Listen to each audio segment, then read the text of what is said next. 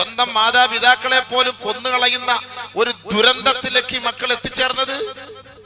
ഭൗതികമായ തലങ്ങളിലെല്ലാം ഏത് മേഖലകൾ അവർക്ക് പുൽകാൻ കഴിയുമോ അതിനുള്ള വഴികൾ മുഴുവൻ നമ്മൾ അവർക്ക് വേണ്ടി സൗകര്യം ചെയ്തു കൊടുക്കുന്നുണ്ട്. ഖുർആനിന്റെ വഴികളിലേക്ക് നമ്മുടെ മക്കളെ തെളിച്ചു വിടുന്നില്ല. ഒരു ഹാഫിളായ ഒരു കുട്ടി ഏതെങ്കിലും വാപ്പാടെ തലയടിച്ചു കൊന്നതായിട്ടോ, അല്ലെങ്കിൽ ഒരു ഹാഫിളായ കുട്ടി ആത്മഹത്യ ചെയ്തതായിട്ടോ, ഒരു ഹാഫിളായ കുട്ടി തന്റെ ഉമ്മയെ കഴുത്തറുത്ത് കൊന്നതായിട്ടോ നമുക്ക് എവിടെയെങ്കിലും കാണാൻ കഴിയോ? എവിടെയെങ്കിലും നമുക്ക് കാണാൻ കഴിയോ? കാരണം ഖുർആൻ നൂറാണ്, പ്രകാശമാണ്.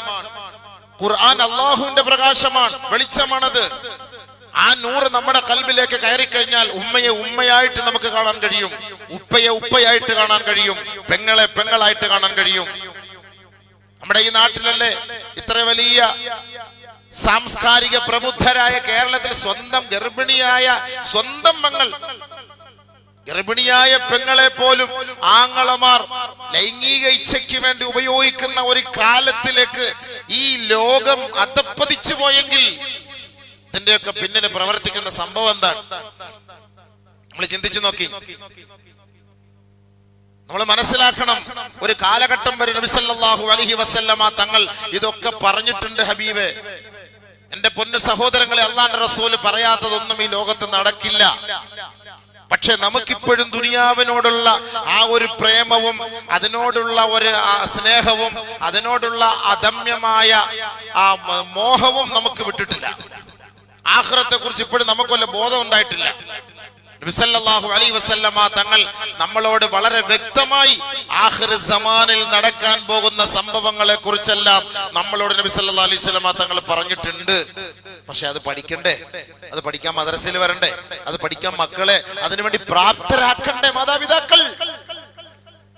എന്നാലല്ലേ വാപ്പാടെ മഹത്വം എന്തെന്നും ഉമ്മയുടെ മഹത്വം എന്തെന്നും ഈ മക്കൾ മനസ്സിലാക്കുള്ളൂ. മദ്രസയിൽ 2 മണിക്കൂർ അരമണിക്കൂർ പഠിക്കാൻ വിട്ടത് കൊണ്ട് അവൻ എന്താവാൻ, ഏത് കോലത്തിലെത്താൻ? ബാക്കി 8 മണിക്കൂർ 9 മണിക്കൂർ ഭൗതികതയ്ക്ക് കൊടുത്തിട്ട് മദ്രസയ്ക്ക് കൊടുക്കുന്ന 1 മണിക്കൂറാണ്. ഈ 1 മണിക്കൂർ കൊണ്ട് വാപ്പയെ എങ്ങനെ മനസ്സിലാക്കും ഇവൻ? ഉമ്മയെ എങ്ങനെ മനസ്സിലാക്കും ഇവൻ? ശരീഅത്തുൽ ഇസ്ലാമിനെ എങ്ങനെ മനസ്സിലാക്കും ഇവൻ? നമ്മൾ ചിന്തിച്ചു നോക്കി. നമുക്ക് ഏതാണ് ആവശ്യം? നമ്മുടെ ജീവിതത്തിൽ നമുക്ക് ആവശ്യം എന്താണ്? നമുക്ക് ഈ മകനെയാണ് ആവശ്യം. ഈ മകനെ കൊണ്ട് ദുനിയാവിലല്ല ആവശ്യം, ദുനിയാവിലും ഈ മകൻ വേണം, ആഖിറത്തിൽ നമുക്ക് ഈ മകൻ വേണം. അപ്പൊ ആ മകനെ ആ നിലയ്ക്ക് നമ്മൾ ജീവിപ്പിക്കണം. ഇസ്ലാമിക സംസ്കാരത്തോടു കൂടി ജീവിപ്പിക്കണം. അത് പഠിപ്പിച്ചു കൊടുക്കണം. അതിന് ഉലമാക്കളുണ്ട്, മദ്രസകളുണ്ട്, പള്ളികളുണ്ട്. ആ വഴിയിലേക്ക് അവരെ തെളിച്ചുവിടണം. അതിനാരാ തയ്യാറാകേണ്ടത്? മാതാപിതാക്കൾ തയ്യാറാകണം. എല്ലാ നിലയ്ക്കും അവർക്ക് സ്വാതന്ത്ര്യം കൊടുത്ത്, അവർക്ക് വേണ്ട പൈസയും കൊടുത്ത്, വണ്ടിയും വാങ്ങിക്കൊടുത്ത് അവരെ നമ്മൾ അങ്ങോട്ട് മേയാൻ അങ്ങോട്ട് വിട്ടുകൊടുത്തു. എന്തെങ്കിലും വന്നാ എന്ത് ചെയ്യാനാണ്? നമ്മളിപ്പോ എന്ത് ചെയ്യാൻ പറ്റും? നമ്മൾ അവരോട് പറയാനല്ലേ പറ്റുള്ളൂ. നമുക്ക് എന്താ ചെയ്യാനാ? ഇങ്ങനെ പറയുന്ന വാപ്പ ഉമ്മയായി മാറി മകന്റെ മുന്നിൽ അടിമപ്പെടേണ്ട ഒരു അവസ്ഥയിലേക്ക് എത്തിയില്ലേ? അപ്പൊ വാപ്പായും മകനും തമ്മിലുള്ള ബന്ധം അവിടെ മുറിഞ്ഞു. അപ്പം ആ മകൻ കൊടുവാളെടുക്കും. എന്റെ വാപ്പ അല്ല ഇത്, എന്റെ ഉമ്മ അല്ല ഇത്, തട്ടിയേക്കാം, ഇനി എന്തിന് ഗുണം? അതാണ് ചിന്തിക്കുന്നത്.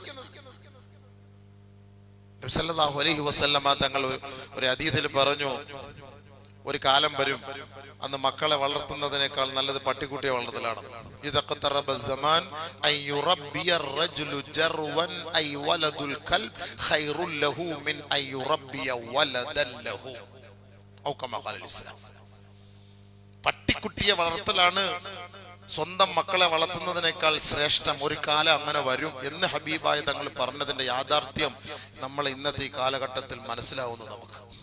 നമുക്ക് മനസ്സിലാവുന്നു മക്കളെ കൊണ്ടുള്ള ഗുണം എന്താന്ന്. പണ്ടൊക്കെ നമ്മളൊരു എന്താ പറയാ, ഒരു പഴമൊഴി പറയും, ഇവനെയൊക്കെ ഉണ്ടാക്കുന്ന സമയം കൊണ്ട് ഒരു 10 വാഴ വെച്ചിരുന്നെങ്കിൽ കൊലയെങ്കിലും വെട്ടി വിൽക്കാരെന്ന് എന്നൊക്കെ നമ്മൾ പറയും.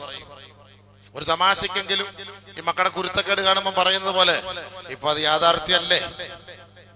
ഇപ്പൊ അത് യാഥാർത്ഥ്യമായില്ലേ?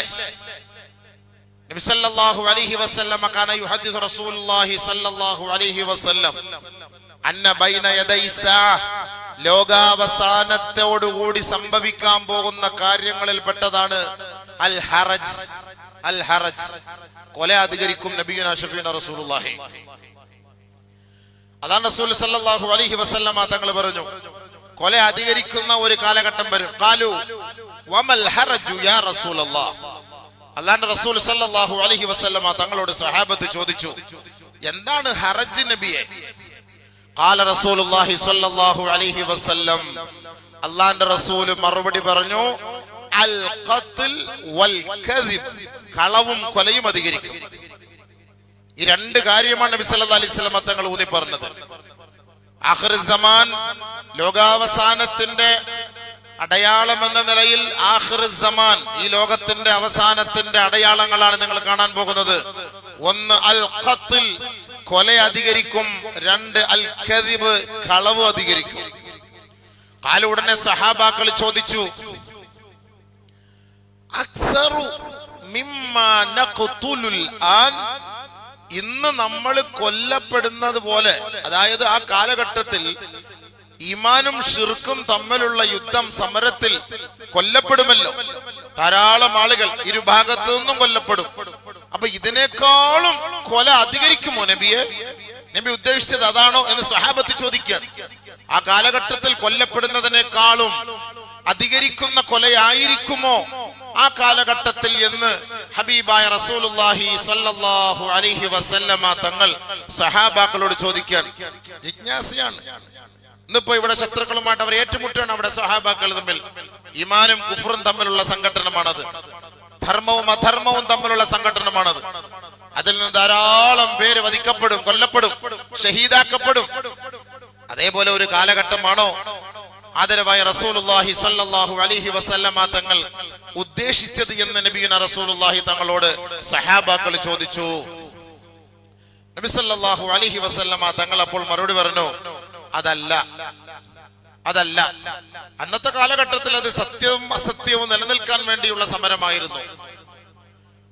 പക്ഷെ ഇനി വരാൻ പോകുന്നത് ഹത്താ യഖ്തുല റജുലു, ഹത്താ യഖ്തുല റജുലു ജാറഹു.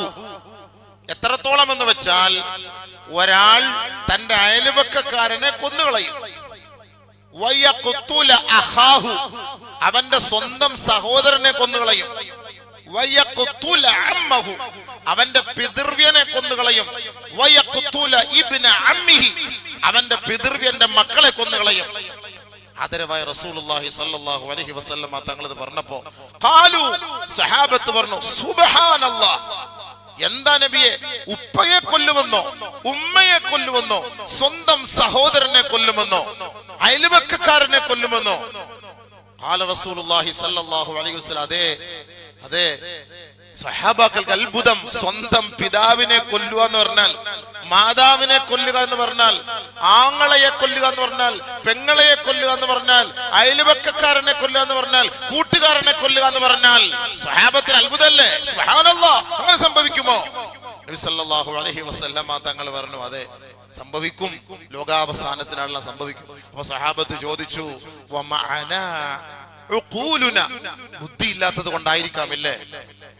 അതുകൊണ്ടല്ലേ ലക്ഷ്യം എന്താണ്? അവന്റെ ലക്ഷ്യം എന്താണ്? എന്തിനാണ് അങ്ങനെ ചെയ്യുന്നത്?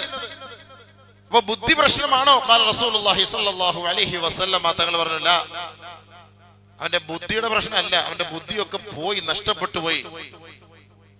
അല്ലാഹു റസൂൽ സല്ലല്ലാഹു അലൈഹി വസല്ലമ തങ്ങൾ പറഞ്ഞു, അവന്റെ ബുദ്ധി ആ കാലഘട്ടത്തിൽ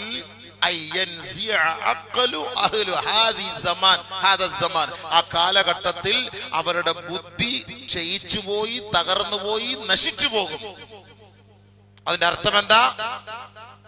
MDM അടിച്ച്, കഞ്ചാവ് അടിച്ച്, ലഹരി അടിച്ച് അവന്റെ ബുദ്ധി നശിച്ചിട്ട് വാപ്പ ആരാ, ഉമ്മ ആരാ, പെങ്ങളാരാ, മക്കളാരാ, സഹോദരനാരാ, സഹോദരിയാരാ, ഇതൊന്നും അറിയാതെ അവരെല്ലാവരും കൊല ചെയ്യുന്ന ഒരു കാലഘട്ടം. അവനായിരിക്കും അവിടുത്തെ വലിയ മേൽക്കോയ്മ, ഞാനാണ് എല്ലാം എന്ന ഒരു ധാരണ അവനുണ്ടാകും. പക്ഷേ അവൻ ഒന്നുമല്ലാത്തവനാണ് എന്ന് ഹബീബായ ഷഫിയ റസൂലുള്ളാഹി തങ്ങൾ റവാഹു അഹ്മദ് റിപ്പോർട്ട് ചെയ്യുന്ന ഒരു ഹദീസാണിത്. ബഹുമാനമുള്ള സഹോദരങ്ങളെ, ഇന്ന് നമ്മുടെ നാടിനെ നടുക്കിയ കൊലയാക്കിയ ഇതല്ലേ? ഇത് റസൂൽ തങ്ങൾ പറഞ്ഞതല്ലേ? ഇപ്പൊ ഈ റസൂൽ എണ്ണി പറഞ്ഞ ആളുകളെ തന്നെയല്ലേ കൊന്നത്? ഇത് ഇന്നലെ ഇറങ്ങിയ ഹദീസൊന്നും അല്ല. ഇത് വർഷങ്ങൾക്ക് മുമ്പ് നബി സല്ലല്ലാഹു അലൈഹി വസല്ലം തങ്ങൾ നമ്മളെ പഠിപ്പിച്ചതാണിത്. നമ്മൾ ഇതെന്നാ പഠിക്കുക, ഇതെന്നാ ചിന്തിക്കുക, ആരാ ഇതിന്റെ പിന്നിൽ? ലോകം മൊത്തം ആ വ്യക്തിയെ ശപിക്കുമ്പോൾ നമ്മൾ ആലോചിക്കണം, ഇസ്ലാമിക സംസ്കാരമാണ് ലോകത്ത് ഏറ്റവും കൂടുതൽ മതം പഠിപ്പിച്ചു കൊടുത്ത് മക്കളെ നന്നാക്കുന്നതിനുള്ള പ്രചോദനം കൊടുക്കുന്നത്. ഒരേ ഒരു മതം ഇസ്ലാമാണ്. നിക്കാഹ് പഠിപ്പിച്ചെന്നു, കുട്ടികൾ ജനിച്ചത് മുതൽ അവനെ വിവാഹം കഴിപ്പിച്ച് അയക്കുന്നത് വരെയുള്ള സംവിധാനങ്ങൾ എന്തൊക്കെയാണെന്ന് അടിവരയിട്ട് പഠിപ്പിച്ചു കൊടുത്ത മതം പരിശുദ്ധമായ ഇസ്ലാമാണ്. എവിടെയാ തെറ്റുപറ്റിപ്പോയത്? ആരാണ് നിന്റെ വാപ്പ എന്ന് പഠിപ്പിച്ചു കൊടുത്തത്? ഒരേ ഒരു മതം അത് ഇസ്ലാമേ ഉള്ളൂ. മദ്രസയിൽ വന്ന് പഠിച്ചെങ്കിൽ മാത്രമേ നിന്റെ ഉപ്പ ആരാണ്, നിന്റെ ഉമ്മ ആരാണ്, അവരോടുള്ള മഹത്വം എന്നൊന്നും അറിയാൻ പറ്റുള്ളൂ. വേറെ ഒരിടത്തും നിങ്ങൾക്ക് പഠിക്കാൻ പറ്റൂല. പക്ഷെ മക്കളെ വേണ്ടേ പഠിക്കാൻ? മക്കൾക്ക് അതിനുവേണ്ടി ഒരു പ്രചോദനം കൊടുക്കണ്ടേ? ഈ മാതാപിതാക്കൾ പാല് കൊടുത്ത കൈക്കല്ലേ അവൻ കടിച്ചത്? മുല കൊടുത്ത ഉമ്മയല്ലേ വെട്ടി അരിഞ്ഞിട്ടത്? നമ്മൾ ചിന്തിച്ചു നോക്കണം, ഈ ഉമ്മയോടുള്ള മഹത്വം എന്താ? അല്ലാഹു സുബ്ഹാനഹു വ തആല ഉമ്മയുടെ മഹത്വം വളരെ ഹൈലൈറ്റ് ചെയ്ത് പരിശുദ്ധമായ ഖുർആനിൽ പറയുന്നു. ഉപ്പയേക്കാൾ വളരെ മഹത്വം. നിന്നെ വളരെ കഷ്ടപ്പെട്ടാണ് ആ ഉമ്മ നിന്നെ കൊണ്ടു നടന്നത്. വളരെ വേദനയോടെയാണ് ഉമ്മ നിന്നെ കൊണ്ടു നടന്നത്. വളരെ നൊന്താണ് ആ ഉമ്മ നിന്നെ പ്രസവിച്ചത്. വളരെ ക്ഷീണം സഹിച്ചിട്ടാണ് ആ ഉമ്മ നിനക്ക് മുല തന്നത്. ഈ 2 വർഷക്കാലം ആ ഉമ്മ നിന്നെ മുലയൂട്ടി പാല് തന്ന് നിനക്ക് വേണ്ട സൗകര്യങ്ങൾ ചെയ്തു തന്ന് നിനക്ക് വേണ്ടി ജീവൻ പണയം വെച്ചിട്ട് ആ ഉമ്മ നിന്നെ വളർത്തി വലുതാക്കി കൊണ്ടുവന്നതിന്റെ ഏറ്റവും വലിയ സമ്മാനമാണ് ഈ മകന്റെ ഭാഗത്ത് നിന്ന് ഉമ്മാക്ക് ലഭിച്ചുകൊണ്ടിരിക്കുന്നത്. ഒന്നുകിൽ കൊല്ലാൻ പറ്റില്ലെങ്കിൽ ഏതെങ്കിലും വൃദ്ധസദനങ്ങൾ കൊണ്ടെത്തിക്കുക, ഇല്ലെങ്കിൽ എവിടെയെങ്കിലും തള്ളിയിടുക, ഇല്ലെങ്കിൽ വിഷം കൊടുക്കുക, ഇല്ലെങ്കിൽ കഴുത്തറുത്ത് കൊല്ലുക, ഇല്ലെങ്കിൽ തലക്കടിച്ചു കൊല്ലുക. ചിന്തിച്ചു നോക്കി. അള്ളാഹു നമ്മുടെ മക്കളെ കാത്തിരക്ഷിക്കട്ടെ. അള്ളാഹു തആല ഖുർആനിൽ പറഞ്ഞ വാക്കതല്ലേ, യാ അയ്യുഹല്ലദീന ആമനൂ ഖൂ അൻഫുസകും വഅഹ്ലീകും നാറ. നിങ്ങൾ നിങ്ങളുടെ മക്കളെയും നിങ്ങളുടെ കുടുംബത്തെയും നരകത്തിൽ നിന്ന് രക്ഷിച്ചോളി. നിങ്ങൾ നിങ്ങളുടെ മക്കളെയും നിങ്ങളുടെ കുടുംബത്തെയും നിങ്ങളെയും നരകത്തിൽ നിന്ന് രക്ഷിച്ചോളി. അല്ലാഹു റബ്ബുൽ ഇസ്സത്ത് നമ്മളോട് നൽകുന്ന ഏറ്റവും വലിയൊരു ഉപദേശമാണിത്. അപ്പൊ നമ്മുടെ മക്കൾക്ക് സംസ്കാരം കൊടുക്കേണ്ട ബാധ്യത ആരുടെ ബാധ്യതയാ? നമ്മുടെ ബാധ്യതയാണ്. നമ്മളാണ് പഠിപ്പിക്കേണ്ടത്, നമ്മളാണ് മനസ്സിലാക്കേണ്ടത്. പാപ്പയും ഉമ്മയും നിസ്കരിക്കാൻ വരുമ്പോ മക്കളെ വഴിക്ക് പോകട്ടെ എന്നല്ല. ഈ മക്കളുടെ ഇന്നല്ലാഹ യസ്അലുൽ വാലിദ അൻ വലദിഹി ഖബ്ല അൻ യസ്അല വലദഹു. ഓർത്തോ, എന്റെ മുന്നിലിരിക്കുന്ന ഉപ്പമാരെ, ഈ മക്കള് അഹങ്കാരി തമ്മാടികളായി ഇവിടെ വിളയാട്ടം നടത്തുമ്പോ നാളെ ആഖിറത്തിൽ അല്ലാഹു തആല ഈ കുട്ടി മാതാപിതാക്കളോട് അവഗണന കാണിച്ചത് എന്തേ എന്ന് ചോദിക്കുന്നതിനു മുമ്പ് ആദ്യം ഉപ്പയെയും ഉമ്മയെയും പിടിച്ചു നിർത്തിയിട്ട് അല്ലാഹു തആല ചോദിക്കും, മാദാ അദ്ദബ്തഹു വമാദാ അല്ലംതഹു. നിന്റെ മക്കളെ നീ ഏത് നിലയ്ക്കാ തർബിയത്ത് കൊടുത്തത്? മറുപടി പറഞ്ഞാൽ മതി. നമ്മൾ നല്ല നിസ്കാര ഇബാദത്തുള്ളവരായിരിക്കും, മക്കള് പിഴച്ചു നടക്കും, നമ്മൾ കരുതുന്നുണ്ട് നമുക്ക് നാളെ നേരെ അങ്ങ് സ്വർഗത്തിൽ പോകാമെന്ന്. ഇല്ല, റബ്ബുൽ ഇസ്സത്തായ തമ്പുരാൻ അങ്ങനെ വിടൂല. അങ്ങനെ ഒരു വാപ്പായി ഒരു ഉമ്മയും പ്രതീക്ഷയെ വെക്കുകേ വേണ്ട. ഇന്നല്ലാഹ യസ്അലുൽ വാലിദ അൻ വലദിഹി ആദ്യം ഖബ്ല അൻ യസ്അലഹു. മക്കളോട് ചോദിക്കുന്നതിന് മുമ്പ് മാതാപിതാക്കളോട് ചോദിക്കുക, എങ്ങനെ നീ അവനെ വളർത്തിയത്? എങ്ങനെ എന്താ നീ അവനെ പഠിപ്പിച്ചത്? പറയാ മറുപടി പറഞ്ഞിട്ട് അങ്ങോട്ട് പോയാൽ മതി. ചിന്തിക്ക് സുഹൃത്തുക്കളെ, മനസ്സിലാക്ക്. ഇതൊക്കെ ഹദീസാ, നിങ്ങൾക്ക് വേണമെങ്കിൽ വിശ്വസിക്കാം. നമുക്ക് ആരെയും നിർബന്ധിക്കും. നമുക്ക് മക്കൾക്ക് അമിതമായ സ്നേഹം കൊടുത്ത് അമിതമായ വിശ്വാസം അർപ്പിച്ച് മക്കളെ അവളുടെ വഴിക്കങ്ങ് വിട്ട് കയറൂരി വിട്ട് നമ്മൾ വലിയ ഇബാദത്തും ദിക്റും ദുആയും ഒക്കെ ആയിട്ട് പള്ളിയിൽ കഴിഞ്ഞു കൂടുമ്പോ അവൻ അവിടെ തമ്മാടിയായി കഞ്ചാവ് കച്ചവടക്കാരനായിട്ട് ജീവിക്കാണ്. അവനെ കുറിച്ച് ആരാ ചോദിക്കാൻ? രാത്രി കിടക്കാനും പകല് തിന്നാനും അവൻ വീട്ടിലേക്ക് വരും. അവൻ ഉമ്മയുമില്ല, അവൻ ഉപ്പയുമില്ല. ഈ ജീവിച്ചിരിക്കുന്നത് ജീവച്ഛവങ്ങളാണ്. എന്തിനു വേണ്ടിട്ട്? ഇത് ആർക്ക് വേണ്ടിയിട്ടാണ്? അള്ളാഹു മനസ്സിലാക്കാൻ തോന്നിക്കട്ടെ. നമ്മൾ നമ്മുടെ മക്കളെ ഒന്ന് ശ്രദ്ധിക്കണം. നീ എവിടെ പോയി? ഇത്ര നേരം എവിടെയായിരുന്നു? ഇത്ര സമയം നീ എവിടെയായിരുന്നു? സ്കൂളിൽ പോകുമ്പോ കോളേജിൽ പോകുമ്പോ നമുക്കൊരു ശ്രദ്ധ വേണ്ടേ? അവന്റെ സ്വഭാവത്തിൽ മാറ്റം വരുമ്പോ വാപ്പാക്ക് ഒരു ശ്രദ്ധ വേണ്ടേ? വാപ്പാക്ക് എന്താ വിലയില്ലാതെ പോയത്? വാപ്പാക്ക് എന്താ വിലയില്ലാതെ പോയത്? 2 പൊട്ടീര് കൊടുക്കാൻ എന്താ വാപ്പാക്ക് ബുദ്ധിമുട്ട്? നമ്മൾ ചിന്തിക്കണം. നമ്മുടെ മോനല്ലേ, അവന്റെ തർബിയത്ത് കൊടുത്ത് വളർത്തണ്ടേ? നമ്മുടെ സംവിധാനങ്ങളും ഭൗതിക സംവിധാനങ്ങളും നമ്മൾ നോക്കണ്ട. അതൊക്കെ ഇന്ന് നമ്മുടെ മക്കൾക്ക് യഥേഷ്ടം ജീവിക്കാനുള്ള സൗകര്യങ്ങളെ തുറന്നു. തുടരുത്, അടിക്കരുത്, ഭീഷണിപ്പെടുത്തരുത്. ഏത് കുട്ടി നന്നാവും? ഏത് കുട്ടി നന്നാവും. സുഹൃത്തുക്കൾ, നരകം എന്ന ഒരു ശിക്ഷ ഇല്ല എന്ന് അള്ളാഹ് തീരുമാനിച്ചാൽ നമ്മൾ വല്ല ഇബാദത്ത് ചെയ്യോ? നമ്മൾ ഇബാദത്ത് ചെയ്യോ? ഒരു ശിക്ഷയില്ല എന്ന ഒരു തീരുമാനം, ഒരു ശിക്ഷയില്ല. ഇപ്പൊ നമ്മള് ബെൽറ്റ് ഇട്ടില്ല, ഹെൽമെറ്റ് വെച്ചില്ല, നിയമം ഇല്ലായിരുന്നു. ഇപ്പൊ നിയമം വന്നു, എല്ലാവരുടെ തലയിൽ ഹെൽമെറ്റ് ആയില്ലേ? എല്ലാരും ബെൽറ്റ് ഇടാൻ തുടങ്ങിയില്ലേ? എന്തിനാണ്? ഇല്ലെങ്കിൽ നിനക്ക് പണിഷ്മെന്റ് ഇത്ര പറ്റിയ.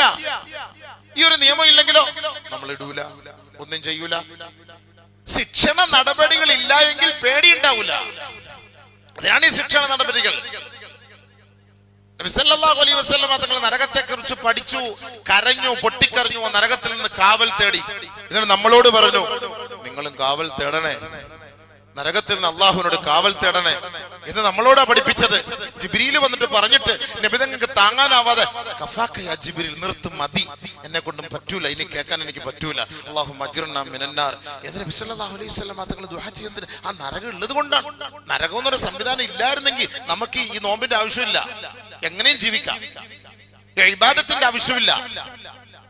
എന്തിനാണ് റമളാൻ മാസം തുടങ്ങുമ്പോൾ അശ്ഹദു അല്ലാ ഇലാഹ ഇല്ലല്ലാഹ് അസ്തഗ്ഫിറുല്ലാഹ് അസ്അലുകൽ ജന്ന വ അഊദു ബിക മിനന്നാർ? എന്തിനു പറയണം?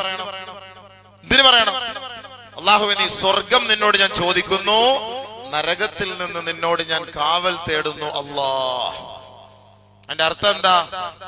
എന്തിനാണ് അത് ചോദിക്കുന്നതിന്റെ അർത്ഥം എന്താ? നരകം ഉള്ളത് കൊണ്ടല്ലേ. സുഹൃത്തുക്കളെ, നിസ്കാരം നിലനിർത്തിയില്ല എങ്കിൽ അതിന്റെ പേരിൽ ശിക്ഷയുണ്ടാകുമെന്ന് അള്ളാഹു നമ്മളെ പഠിപ്പിച്ചത് കൊണ്ടല്ലേ നമ്മൾ നമസ്കരിക്കാൻ വരുന്നത്. സക്കാത്ത് കൊടുത്തില്ല എങ്കിൽ നരകത്തിൽ പോകേണ്ടി വരുമെന്ന് അള്ളാഹ് പഠിപ്പിച്ചത് കൊണ്ടല്ലേ നമ്മൾ സക്കാത്ത് കൊടുക്കുന്നത്. നോമ്പ് പിടിക്കാത്തവൻ ഒരു നോമ്പ് നീ വെറുതെ സാധാരണഗതിയിൽ ഈ നോമ്പിനെ നീ ഉപേക്ഷിച്ചാൽ 60 നോമ്പ് ഒന്നിന് ബദലായിട്ട് പണിഷ്മെന്റ് ആയിട്ട് നീ എടുക്കേണ്ടി വരും. ഇല്ലെങ്കിൽ നിനക്ക് മാരക ശിക്ഷ ആഖിറത്തിലുണ്ടെന്ന് അള്ളാഹ് പഠിപ്പിച്ചത് കൊണ്ടല്ലേ ഈ റമദാനിലെങ്കിലും നമ്മൾ പള്ളിയുമായി ബന്ധപ്പെടുന്നത്. ചിന്തിക്കും. അതുകൊണ്ട് റമദാനാണ്, മാർച്ച് മാസം പരീക്ഷയാണ്. മക്കളെ കൂടെ ശ്രദ്ധിച്ചോ, പഠിക്കുന്നെന്നും പറഞ്ഞിട്ട് അവൻ പള്ളിക്ക് വരാതിരിക്കും. പഠനത്തിന്റെ പേരും പറഞ്ഞ് അവൻ ഇബാദത്തുകൾ കുറയ്ക്കും. വാപ്പ ഒന്ന് ശ്രദ്ധിച്ചോ, അവനോട് വീട്ടിൽ പഠിക്കുമൊന്നുമല്ല. ഇന്നത്തെ കാലത്ത് ആരാ പഠിച്ചിട്ടൊക്കെ പരീക്ഷ എഴുതുന്നത്? പരീക്ഷ എഴുതുന്നത്? അവനെയും കൂട്ടി പള്ളിയിൽ അവനുള്ളൊരു ശ്രദ്ധ ഉണ്ടാക്കും. ആൺ പെൺ മക്കളോട് നമുക്കൊരു ശ്രദ്ധ വേണം. ഇല്ലെങ്കിൽ അവര് പിഴച്ചാൽ ഫഇന്നമാ ഇസ്മുഹു അലാ അബീഹി, മാതാപിതാക്കളെ മക്കള് പിഴച്ചാൽ അതിന്റെ ഉത്തരവാദിത്വം, അതിന്റെ ശിക്ഷ മക്കൾക്ക് പകരം മാതാപിതാക്കൾ ഏറ്റെടുക്കണമെന്ന് നബി റസൂലുള്ളാഹി. ഫഇന്നമാ ഇസ്മുഹു അലാ അബീഹി, അതിന്റെ ശിക്ഷ ഏറ്റെടുക്കണം. ഇവിടെ കിടന്നാലും വിളിച്ചിട്ട് കാര്യമില്ല, വിളിച്ചിട്ടൊന്നും കാര്യമില്ല. ഇസ്ലാമിക നിയമം പഠിക്കും. ഒരുത്തനെ കൊന്ന അവനെ കൊന്നേക്കണം, കൊല പിന്നെ ഉണ്ടാവില്ല. വിദേശ രാജ്യത്ത് എന്തിനാ ഈ ചെക്കിങ് നടക്കുന്നത്? നമ്മളൊക്കെ ഗൾഫിൽ പോകുമ്പോ എന്ത് ചെക്കിങ്? ഇച്ചിരി അലുവ കൊണ്ടുപോയാ അല്ലോ അതെടുത്ത് കീറി മുറിച്ചും ഒക്കെ നോക്കും. ഒരു തേങ്ങ കൊണ്ടുപോകാൻ പറ്റാത്ത അവസ്ഥ എത്തിയില്ലേ? ഒന്നുകൂടെ എന്താ സംഭവം? ഇതിനകത്ത് കഞ്ചാവ് ഒളിപ്പിച്ച് വെച്ചിട്ട് നീ കൊണ്ടുപോകുന്നറിയാനാണ്. കഞ്ചാവ് പിടിക്കപ്പെട്ടാൽ അവന്റെ തല വെട്ടി മാറ്റലാണ് അടുത്ത, വേറെ പരിപാടിയൊന്നുമില്ല, തല വെട്ടി മാറ്റുക. അത്രയും കടുത്ത ഒരു ശിക്ഷാ നടപടിയാണ് വിദേശ രാജ്യങ്ങളിലുള്ളത്, ഈ സിസിയിലൊക്കെ ഉള്ളത്. ഉടനെ എത്രയും ചോദിക്കുന്നത്, ഇത്രയും ടെസ്റ്റ് നടത്തുന്നത്. നമുക്കതില്ലല്ലോ. എവൻ കഞ്ചാവ് അടിച്ചാൽ എന്താ, എവൻ കുടിച്ചാൽ എന്താ, ചുമ്മാ ഇതിലെ കൂടെ പിടിച്ചോണ്ട് വന്നിട്ട് ഇപ്പുറത്തോടെ ഇറക്കിയാൻ കൂടും, ഹലാസ്, തീർന്നു. അവൻ പിന്നെ ഇതിനെക്കാട്ടിൽ നല്ല വീര്യം കൂടിയത് അന്വേഷിച്ചോണ്ടിരും. ആ ഉള്ള സമയം ജയിലിൽ കിടന്ന് പോലീസിനെ അവൻ സ്വാധീനിക്കും, മറ്റവരെ സ്വാധീനിക്കും. സാറേ ഞാൻ ഒപ്പിച്ചോണ്ട് തരാം, സാർ ഒന്ന് അഡ്ജസ്റ്റ് ചെയ്ത് കണ്ണടച്ച് ഇങ്ങനെ അങ്ങോട്ട് വിട്ടാൽ മതി. അങ്ങനെ വാ, എല്ലാവർക്കും ഫുലൂസ് മതി, പണത്തിക്കും മേലെ പരുന്തും പറക്കാതെ.